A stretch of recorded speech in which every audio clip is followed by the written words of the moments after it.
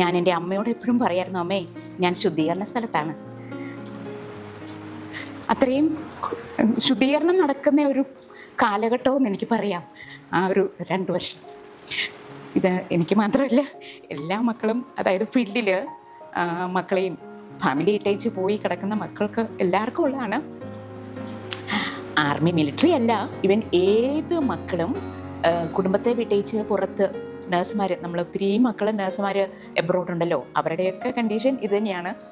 എനിക്ക് അവരോട് പറയാനുള്ള, സത്യം പറഞ്ഞാൽ, ജപമാല എത്തിച്ച് മാതാവിൻ്റെ വിമല ഹൃദയം വഴി കർത്താവിൻ്റെ തിരുഹൃദയത്തിന് സമർപ്പിക്കുക.